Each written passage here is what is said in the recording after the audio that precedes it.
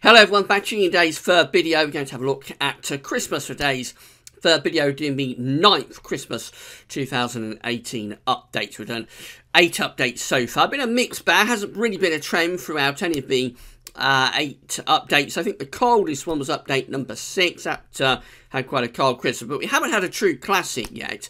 Haven't had one of those long fetch Easterlies and heavy snow Christmas, but we normally get at least one of those turning up within the Christmas updates. Haven't had that yet, but neither have we had particularly mild and wet and windy Christmas updates either. So but you've been chopping and changing really from update to update. We'll see what the 9th update has to say very shortly. Just to say that today's first 2 videos were, the first one was the JMA 3 monthly forecast, so that's covering the full winter 2018-19 periods from December through to February. Quite interesting charts associated with that one. And then the second video released this afternoon, had a look at weather next week to 10 days. Both those videos are on the homepage, so go over to homepage at the moment and have a look at those. Just tell you about the model again. So we're using the CFS V2 9-monthly forecast from the website meteorseal.fa. You can find a link to Meteorseal on the links page and in the description at YouTube.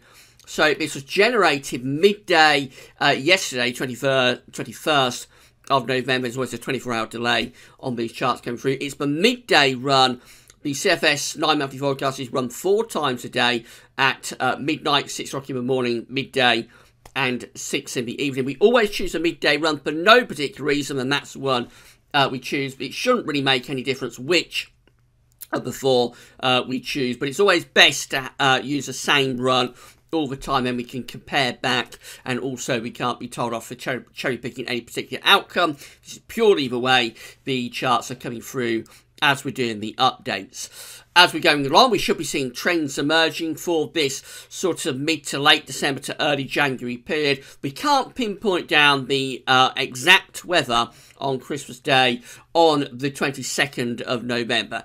Can't be done. It's too far away. It's over a month away. So all we're looking for is to try and get the trend within the model for this period, be it wet, windy, or be it cold and dry, or something else. So we'll get on with the 9th update for you right now. We're going to start off on the 6th of December, when we're looking quite cold actually. We've got an area of high pressure to the north of the UK, around Greenland and Iceland. We've got lots of low pressure in the Atlantic, but at this point it's being held at bay. And we're in quite a cold, quite a chilly east or northeasterly wind. Let's move through. See what happens as we go from the 7th through to the 8th. Get this area of low pressure coming up from the south. That could be a little bit of a snowmaker. Will probably bring rain to the south, but further north there'd be a risk anyway of bringing snow to parts of northern England, Scotland and Northern Ireland. That low pressure then moves away as we go through to the 10th of December, turning winds into the north, so bring down a cold northerly wind, which would bring snow showers with it, particularly to northern and eastern parts of the country. The 11th to the 12th of December starts to build in this area of high pressure, so it's within cold air. We would probably expect a lot of frost and quite a cold feel there, I would have thought, actually, as we're going up towards the middle of December, with that area of high pressure dominating up to the 13th of December. Moving towards the middle part of the month, we begin to shift that high pressure way into central eastern parts of Europe, starting to pick up an Atlantic flow. So after that colder second week of December, we're into week 3 now, 15th of December, start of week 3. And it's beginning to turn milder and more unsettled again, with those west or southwesterly winds coming in from off the Atlantic. Wet and windy as we get to the 17th. That's a proper winter gale there for the northern part of the country. I'm a little bit colder again as you turn winds into the north. We're up to the 19th of December now, building high pressure across the country. So another period of frost and fog would be possible. But again, we see that high pressure beginning to move over towards the east of Europe as we start to run up towards Christmas. So let's get to Christmas with the 9th Christmas 2018 update, and we see that low pressure is deepening in the Northern Atlantic here on the 22nd, so gale force winds battering much of the country, and a strong westerly flow as well. Look at that westerly from like Canada over here, going right way through towards northern parts of Russia over there. So that's a real long fetch westerly that we got there just before Christmas, bringing gale force winds. Probably quite a bit of rain, and in the north anyway, probably quite cold as well. Now we go through to Christmas Eve. That's how Christmas Eve is looking with the 9th Christmas update, and it looks unsettled actually. We've got an area of low pressure swinging in from the Atlantic. That's bringing another bout of wet and windy weather across the country on Christmas Eve. Let's go to Christmas Day. Still looking quite unsettled, really. There's a trough within the 500 millibar flow, so that's bringing showers or long spells of rain. Fairly cool air, so you wouldn't rule out the chance of those showers turning wintry on Christmas Day in the north, but there'd be rain showers down in the south. Look at this next area of low pressure waiting in the wings.